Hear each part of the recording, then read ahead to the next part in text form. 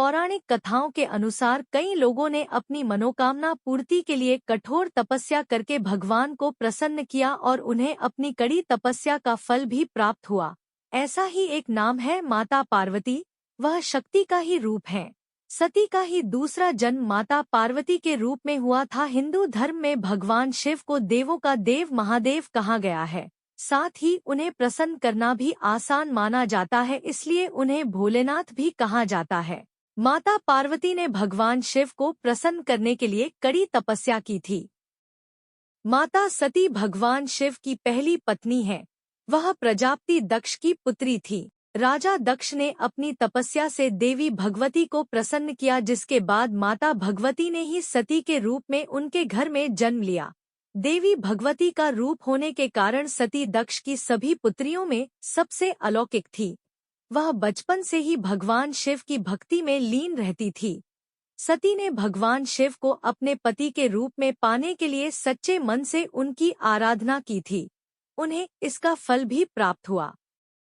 लेकिन राजा दक्ष उन्हें अपनी बेटी के लिए एक योग्य वर नहीं मानते थे। पिता दक्ष के विरुद्ध जाकर माता सती ने भगवान शिव से विवाह किया। घृणा के कारण दक्ष ने यज्ञ में भगवान शिव और माता पार्वती को आमंत्रित नहीं किया और साथ ही भगवान शिव का अपमान भी किया, जिस कारण माता सती ने यज्ञ स्थल में अपने प्राणों की आहुति दे दी। माता सती ने अपना शरीर का त्याग करते समय संकल्प किया था कि मैं राजा हिमालय के यहाँ जन्म लेकर शंकर जी की अर्धांगिनी बनूं। दूसरी ओर माता सती के प्राणों की आहुति देने के बाद भगवान शिव सदैव उन्हें स्मरण करते रहते थे। इसके बाद माता सती पर्वतराज हिमालय की पत्नी मेनका के गर्भ में जन्म लिया। पर्वतराज की पुत्री होने के कारण वे पार्वती कहलाईं। पार्वती भगवान शिव को पति के रूप में प्राप्त करने के लिए वन में तपस्या करने चली गईं। अनेक वर्षों तक कठोर उपवास और घोर तपस्या के बाद भगवान शिव ने उनसे विवाह करना स्वीकार किया। तपस्या के दौरान भगवान शंकर ने पार्वती की परीक्षा लेनी चाहिए। उन्होंने परीक्षा लेने के लिए सप्तऋषियों को पार्वती के पास भेजा। उन्होंने पार्वती के पास जाकर उसे यह समझाने का प्रयास किया कि शिव जी औघड़, अमंगल वेशधारी और जटाधारी हैं और वे तुम्हारे लिए उपयुक्त वर नहीं है। उनके साथ विवाह करके तुम कभी सुखी नहीं रह सकती।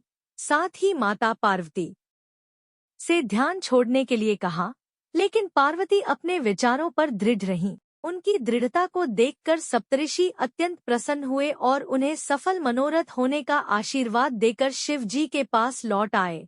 पार्वती के दृढ़ निश्चय के कारण महादेव उन्हें पति के रूप में प्राप्त हुए। जब वे एक साथ होते हैं तो वे दिखाते हैं कि कैसे अलग अलग चीजें सही तरीके से एक साथ आ सकती हैं, जैसे सृजन और विनाश, और जीवन कैसे काम करता है।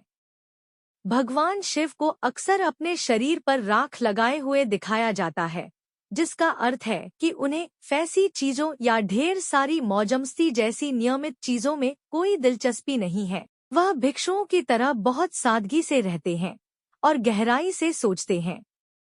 शिव के पास एक विशेष चीज है जिसे तीसरी आंख कहा जाता है, जिसका अर्थ है कि वह ऐसी चीजें देख सकते हैं जो अन्य नहीं देख सकते, ऐसी चीजें जो वास्तविक और आध्यात्मिक दोनों हैं। वह अत्यंत शक्तिशाली है, लेकिन वह वास्तव में शांत भी है और गहराई से सोचना पसंद करता है। उनकी प्रसिद्ध तस्वीरों में से एक में उन्हें ऐसे नाचते हुए दिखाया गया है जैसे वह किसी बड़े नाटक में हों। यह नृत्य यह कहने का एक तरीका है कि वह उन चीजों से छुटकारा पा सकता है जो लोगों को भ्रमित करती हैं और नई बेहतर चीजें शुरू कर सकती हैं। देवी पार्वती वास्तव में विशेष है क्योंकि वह वास्तव में सती का अवतार है, जो शिव की पहली पत्नी थी। वह प्रेम और भक्ति का सर्वोत्तम उदाहरण है। वह न केवल सुंदर और सुंदर है, बल्कि वह भगवान शिव के प्रति अविश्वसनीय रूप से समर्पित भी है। पार्वती दो देवताओं की माता भी हैं। एक है गणेश, जिनका सिर हाथी जैसा है और वे बुद्धि के लिए जाने जाते हैं। दूसरे हैं युद्ध के देवता कार्तिकेय। लोग अक्सर पार्वती को एक प्यार करने वाली और देखभाल करने वाली माँ के रूप में दिखाते हैं, जो सृष्टि के अत्यंत महत्वपूर्ण स्त्री पक्ष का प्रतिनिधित्व करती है। शिव के प्रति उनका प्रेम हमें दिखाता है कि प्रेम वास्तव में कितना शक्तिशाली हो सकता है और लोगों को एक विशेष तरीके से एक साथ ला सकता है। भगवान शिव की पार्वती से मुलाकात कैसे हुई, इसकी कहानी। शिव और पार्वती के मिलन की कहानी हिमालय की ऊंची चोटियों पर भगवान शिव के गहन ध्यान से शुरू होती है। अपनी तपस्या में डूबे हुए शिव अपने एकांत अस्तित्व में संतुष्ट थे, दुनिया से पूरी तरह से अलग, लेकिन होनी को कुछ और ही मंजूर था। शिव के प्रति अपने प्रेम से प्रेरित होकर पार्वती उनका दिल जीतने के लिए यात्रा पर निकल पड़ी। उसने कठोर तपस्या करने और खुद को ध्यान और परिवर्तन के देवता के लिए एक आदर्श साथी में बदलने का फैसला किया। पार्वती के अटूट दृढ़ संकल्प और भक्ति ने नश्वर और देवता दोनों के दिलों को समान रूप से छू लिया। जैसे जैसे पार्वती ने अपनी तपस्या जारी रखी, उन्हें कई आंतरिक और बाहरी चुनौतियों का सामना करना पड़ा। उसने कठोर मौसम, शारीरिक कठिनाइयों और अपनी शंकाओं को सहन किया। दूसरी ओर शिव उसके धैर्य और भक्ति की परीक्षा लेते हुए उसके प्रयासों के प्रति उदासीन रहे। यह प्रेमालाप पार्वती के प्रेम की परीक्षा थी।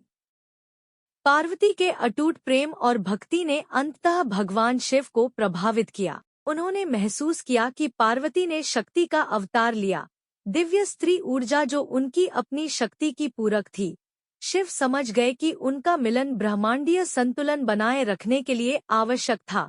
वह उससे शादी करने के लिए सहमत हो गया और एकजुट होने का उनका निर्णय हिंदू पौराणिक कथाओं में एक महत्वपूर्ण क्षण था। शिव और पार्वती का विवाह अद्वितीय भव्यता और आनंद के साथ मनाया गया।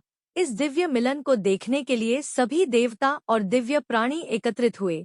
बारात एक शानदार दृश्य थी, जिसमें शिव शानदार पोशाक में सजे हुए थे और पार्वती सुंदरता और शोभा बिखेर रही थी।